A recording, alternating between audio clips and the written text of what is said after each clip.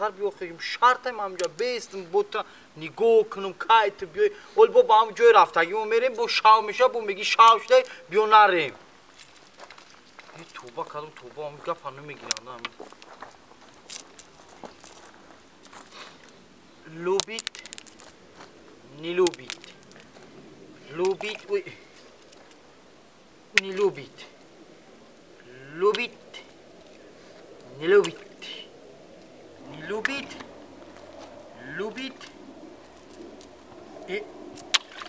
نیلوبیت لوبیت و من ببینم تو چه خمره دوستونو بداری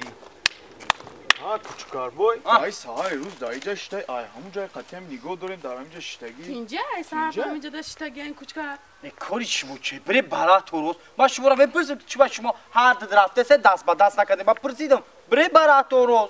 یا رفتیم اوبا کردم این عشقی اوزیاد حیران میشه با هم شرط درد دیدیم مرا باش بپرسیم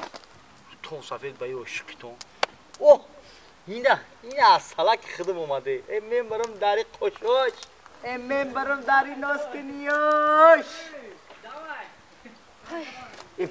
بیا بیشی خیلی دیر کردی کوچکار جان بخشش این روز خانمون مهمان آمدگی بود خانه دیگه منتو کردیم چی کرده؟ منتو ها منتو با مزه بودن؟ هم خیلی با مزه بود که ها گوش کمارن؟ با برای هم منتو هم که دیر میکنی بعد گوهر جان؟ آخه کوچکار جان با آچم گفت که یه اوقات دیگه هم کنیشانه با آش کردیم بدی وای آش؟ ها آش با مزه بودن با خیالم آش با مزه آش یک در یک کردیم یک با یک ها گوشت سبزی برنج ها با مزه بخوام با مزه بودن؟ با مزه بود کوچکار جان مرا گوش کن با برای هم یه آش کده همین قدر میکنی گوهر جان آخه کوچکار با چم همین روز سهر قطی خسته یک کرسان خمیر کرده با یک نام پختیم کلچه پختیم برای هم قدر کردم واه کلچه نون بخوام فطیر هم پخته نه؟ تایی که جو میدانی با مزه گوش کمارن برای همین قبط دیر میکنی تو نه همین چیگه پای خودش گوهر جان اوخی همین ما گفتیم که وقت ساعتش باید ما بیه و بخیم اینو هاش باید ما سایر گشت بریم دیر کدسیم دیر کوچکر جان یک سوال بتم تا در همین سوال ما جواب میگردانی یک سوال؟ معلی یک سوال بوده آخی چی جان داشتن؟ التماس فقط راست شو بگو گوهر جان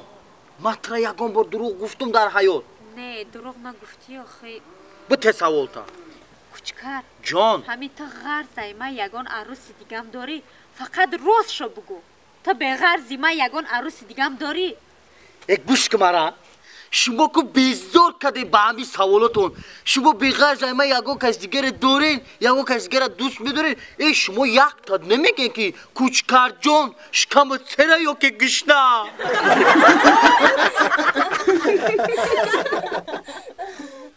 سلام علیکم برادران عزیز از ریختن موی سر ریختن ریش تنخیصی میکشید آیا خراب هستید میخواهید که فربه شوید یا اینکه برعکس فربه هستید میخواهید که خراب شوید